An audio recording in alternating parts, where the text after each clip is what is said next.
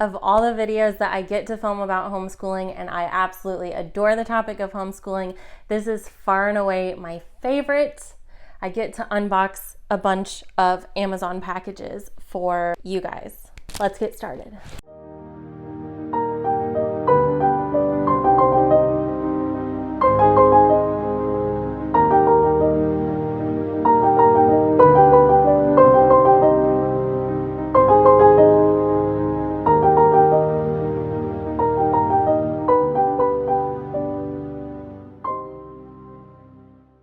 Hi guys, I'm Livy with Daisy Chain Principles. I am a single homeschooling mom to two amazing kids.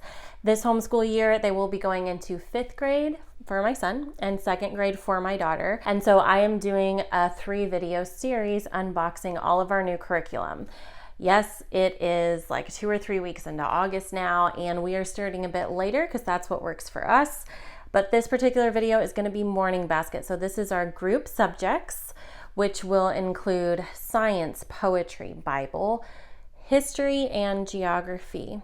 So I piece morning basket together on my own, loosely based off of a classical education.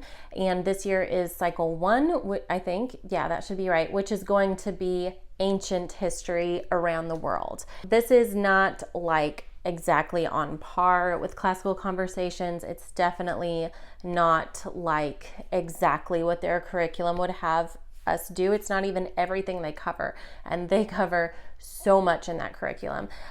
This is just like, since my kids are still what I consider kind of young, just a few fun read alouds for us to hit ancient history and geography. I did some research to find these books and don't know a ton about them, so we're just going to read on each book as we go. Amazon had to break it up into a few different shipments, so I have 3 small packages and 1 big one. This is actually the first one we're going to do, and I will just go ahead and read the back to you, and this so you can see about how big the book is, and I would say the print is average size. Jera was a slave in Egypt. It was a dangerous place to be. The work was exhausting, and her family was torn between the gods of the Egyptians and the God of Abraham, Isaac, and Jacob.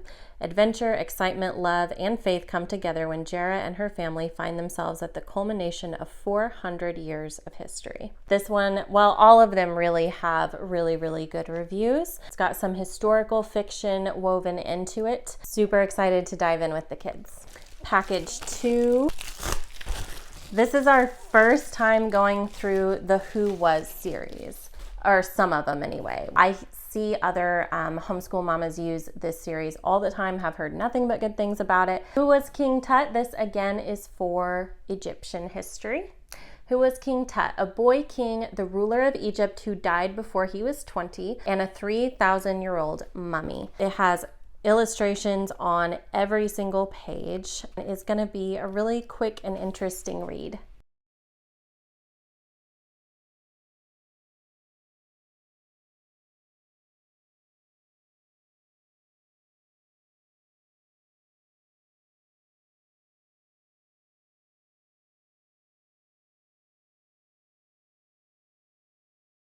Package 3. I was not expecting it to look like this. The Librarian of Basra. So this is going to be for Middle East history, specifically Iraq. Leah Mohammed Baker is the librarian in Basra, Iraq. For a long time, her library has been a meeting place for those who love books. Now war has come, and Aliyah fears that the library, along with the 30,000 books within it, will be destroyed forever. In a war-stricken country where civilians, especially women, have little power, this true story about a librarian's struggle to save her community's priceless collection of books reminds us all how, throughout the world, the love of literature and respect for knowledge know no boundaries. These illustrations are beautiful. So this is not a chapter book, this is a storybook. Super excited for that one too. All right, our last box has all the rest of the books in it. I forget how many is left. 1, 2, 3, 4. Start with this one. The Where Is series, written by the same authors as the Who Was series. It's all the same. Where is the Parthenon? So this is for our Greece history or European history. Which of these facts are true? The Parthenon was first a Greek temple, then a church, and then a mosque. It honored the goddess Athena, who popped full grown from her father's head. A famous writer described this beautiful building as a poem in stone. All of the above are true. Find out more in this illustrated book.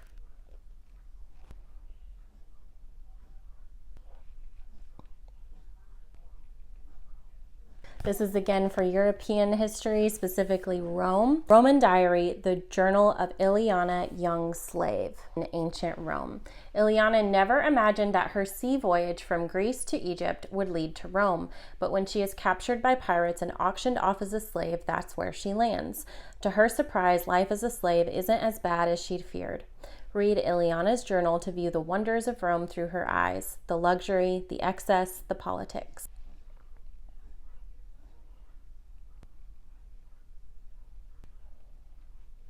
This is the last book specifically for history and geography. Oh, this is much thicker than I realized.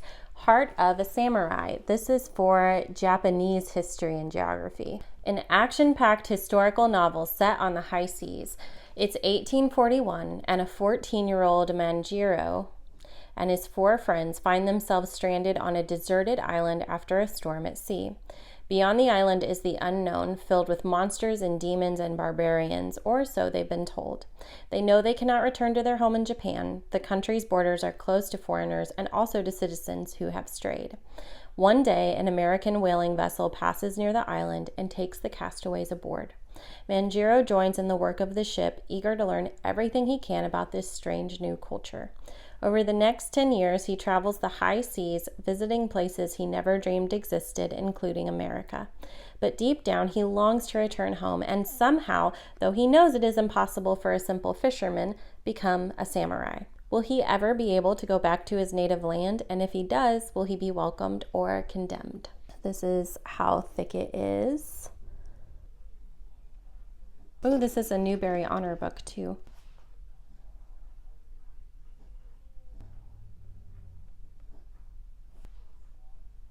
Here are all of our read-alouds. I am quite determined we should be able to get through those. All of our history and geography read-alouds, that is. And then this is our Bible/science study, The Wonder of Creation by Louis Giglio. This is his 3rd book in a science devotional series. So he teaches you something about science and then connects it to scripture and a truth about God. It only takes about 10 minutes a day to read each one. My kids have asked and asked to continue this series. I don't know what we will do if we ever run out or if he ever stops making these beautiful books. I love it especially because there is more emphasis on the goodness of God and understanding the character of God than there is behavior modification.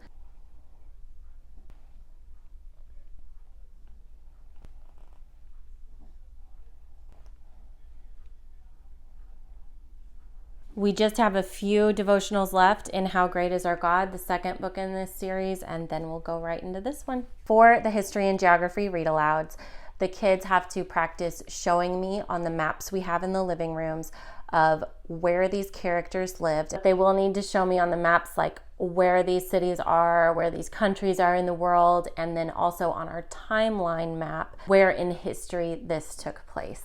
Thank you guys for watching. I hope that this gave you some ideas for read aloud for your own family. I know for me, history and geography is something I did not enjoy as a kid, and so I'm trying to get away from textbooks and really make history come alive by combining it with geography and making it all about living books and really good stories instead. Because when I did that for myself is when I started to love history for the first time as an adult. And that is probably the biggest blessing I got from being involved in classical conversations when I was a tutor. I recently released a totally free video class. It's 11 minutes long. It's called Homeschooling Excellent Time Management. Be sure to check that out below, and I will see you guys in the next video. Bye.